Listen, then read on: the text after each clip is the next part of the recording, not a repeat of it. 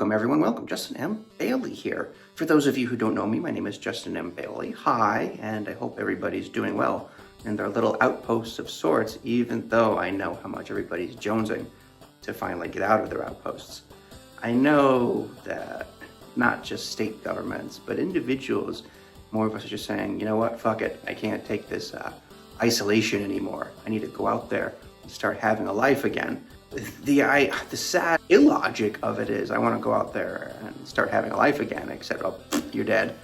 Or maybe a loved one you know is dead. So, and like I get the paradox too, well, you know, you could die any day anyways, and whatever, man, I get it. But I think, like I said at the beginning, that I mentioned it doesn't matter how much supplies you have or finances or whatever. I said and I mentioned, I know that the toughest part is going to be that isolation, no matter what your situation.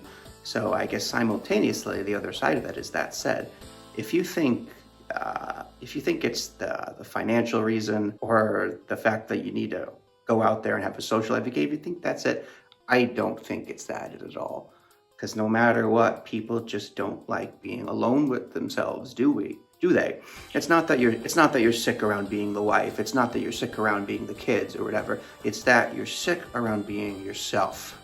Because the more time you have to spend with yourself, the more time you have to get to know yourself. And that scares the fucking shit out of people. Because getting to know yourself, it's like going into the Haunted Mansion. It is like going down to the bottom of Planet Zebes. And on one hand, I get why people hate doing this more than just about anything, because that's where all the spooky shit is. That's where all the monsters and stuff are, and all the things we most certainly don't like about ourselves. But that is also where the treasure is. So I think all the knuckleheads out there, and I can't find a better word for it, COVIDiot knuckleheads that are making this decision are missing out on one of many golden opportunities. To each his own, I guess, but honestly, for me, like I said, I was super isolated before COVID-19 happens, and now I'm like, ooh, I think I want to be even more isolated, frankly, as much as I miss my occasional Starbucks drive-through pick-me-up. It's like, well, you know, if this is people's like way of thinking, I think I'm good, man, you know what I mean? So, yeah, but getting back to something less depressing, or more, whatever, but getting to The Stand, yeah, I'm starting to re-listen to the book again. And I can't get over the fact that I got to get to the bottom of that. I'm not super crazy about this book. There's so many things I just want to face plant and just here. Maybe that'll be a good thumbnail. Ready? Like this way, just. And freeze. Let's see if we can make that the thumbnail. You know, nothing like some, over drama or something to make a good thumbnail, you know, but I got to get to the bottom of that because it's like, yeah, I don't like it, and yet I do. I don't like it, yet I keep listening to it over and over again. But the really good thing about The Stand is, first of all, the opening. The opening is exceptional. It immediately makes your butt pucker up and like really get into it, because it's about this husband on a military base that is waking up his wife in the middle of the night like, we got to get the fuck out of here. We got to get the fuck out of here right now. And like their 3-year-old daughter is waking up like, Daddy, what's going on? And the kid's up and he doesn't want to scare the kid, but he was on this military base where they were doing all sorts of all kinds of scientific viral experiments, just like the Wuhan lab, you know. And I don't think this virus was artificially made in a lab. That's just me. But once again, just the fact that that's out there kind of once again makes The Stand more pertinent, maybe, I don't know. But he's like telling her, like he basically worked the control tower. Like when I was in corrections on S Block, there was the bubble, as we called it. And the bubble basically like opens the gates and shuts the gates and watches the monitors. And it's its own isolated unit. But like, so basically he was working the security bubble where he controls everything and monitors everything. So he was sitting and reading his paper, man. And suddenly he looks up, he sees all the scientists dead.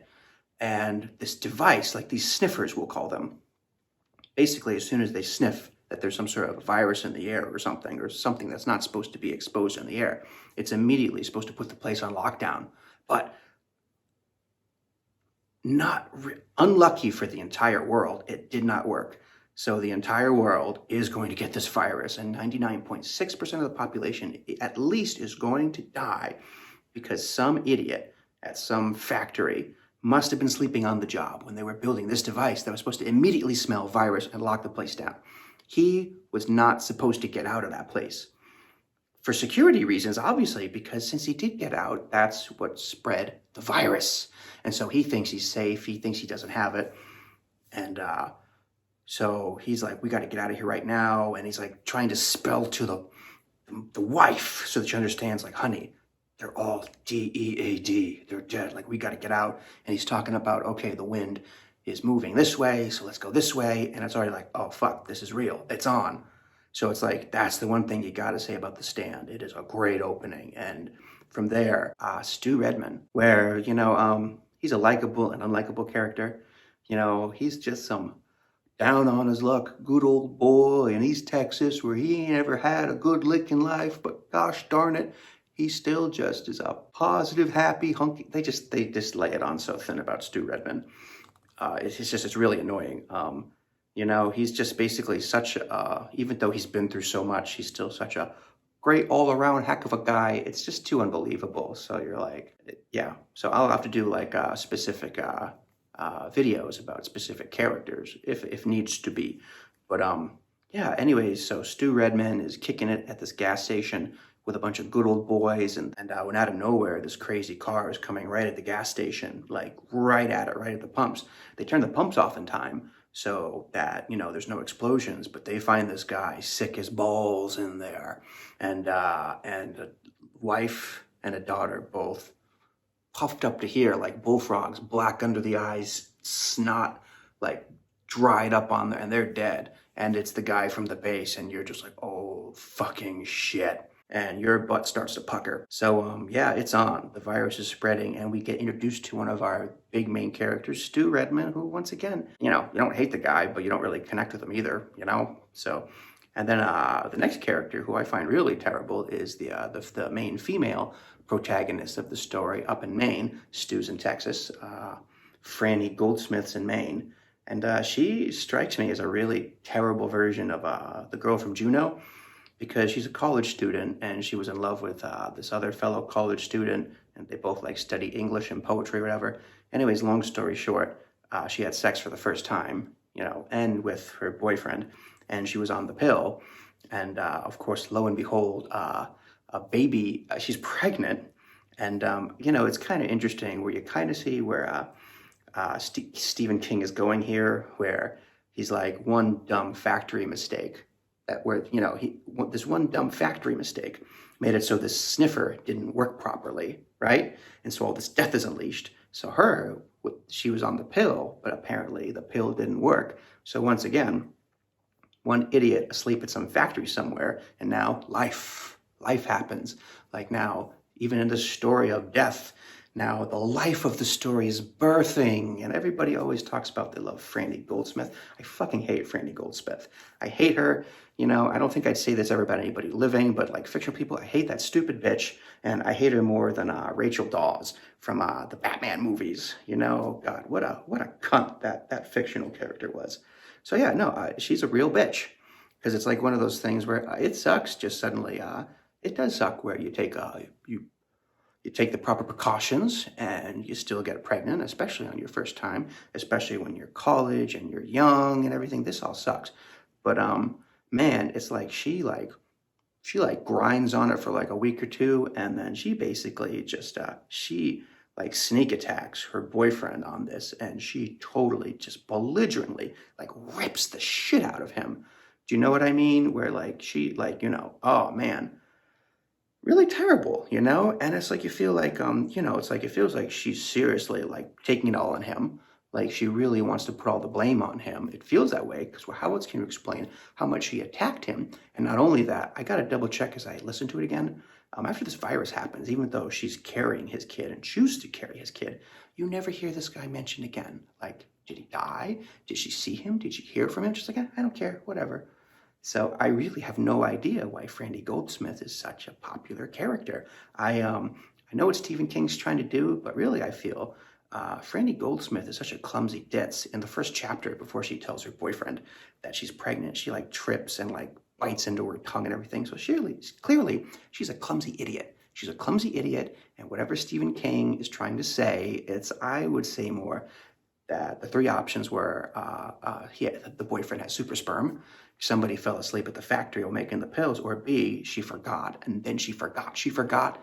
I would say it's that. So I think it's more like she can't handle that because of her ditzy incompetence. I don't know if this is the right word. I got to look this up in one of my old textbooks downstairs. I think she's schizotypal.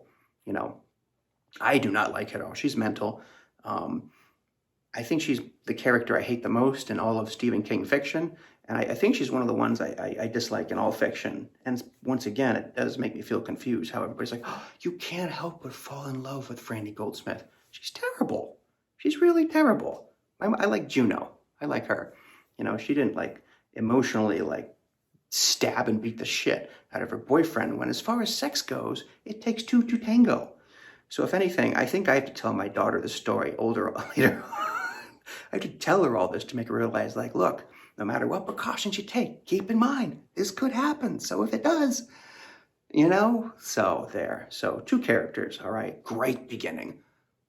Stu Redman's just kind of neutral. You don't like or dislike him, but Franny, yeah.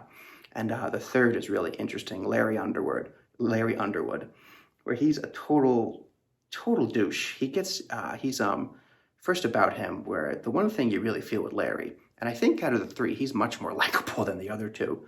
But Larry, where he's a musician, a singer, where he finally got his big break, where he is going to be a national celebrity. Like the whole country is listening to his signal. Baby, can you dig your man? Can you sign on? He's getting all these record contracts and everything. So I do feel in a lot of ways of everybody that survived the virus. I think you could argue you can kind of feel most sorry for him, because to suddenly finally make it and then doesn't matter. Don't matter, that I see that can be tough. That said, also, you also don't feel bad for Larry, because he is a selfish man. Like, he gets described as being somebody,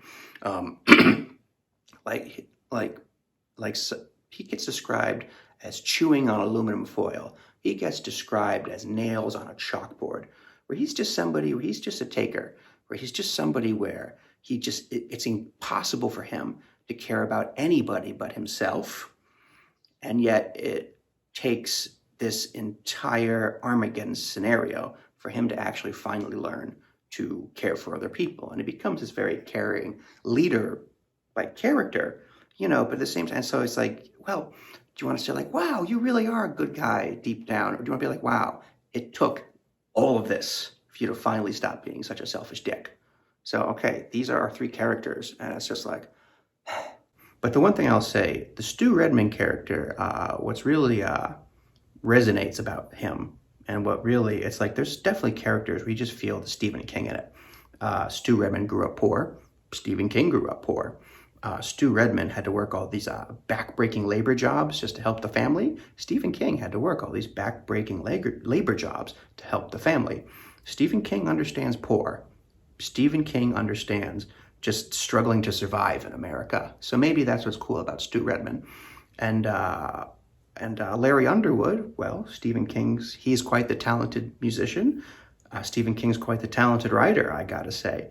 And Larry Underwood could be this drunken, drugged out asshole. Stephen King could be this complete drunken, drugged out asshole. I mean, Stephen King used to get kicked out of his kids' Little League games for drinking beer, so that's what's interesting. And Franny, I don't know, maybe Stephen King can be quite the bitchy fibberty gibbet. Maybe that's what she represents. And you hear him on Twitter, all his Trump bashing. It gets pretty annoying, and it's and I hate Trump, and I'm just still geez, give it a rest, King. Do you know what I mean? So yeah, and then finally, before we tie it up, back to the base where the beginning all started. This guy called Starkey, I don't know his military rank, but he's basically at the base, and they're just what's the damage report? And his men are telling them, well, this guy who escaped the base, he got away to Texas, it's spreading. 99.6% of the people are going to get it and die. So what do you do? His son-in-law was running the base. His son-in-law, because of it, shot himself in the head with all of the files on the virus on his desk. And like, what more of a suicide note can you need? He's looking down at the cameras of everybody dead inside the facility, you know, permanently entombed in this place forever. Some people who are going to spend all of eternity with their face in their Campbell's Chunky Soup. And it's just, imagine the gravity of that on him. And apparently he's like this military man who's seen everything, and yet for him, this is just like stark. He's like, I am fucking afraid. And it's, once again, he says how ridiculous this is, that because of some minor factory mistake, this whole thing happened.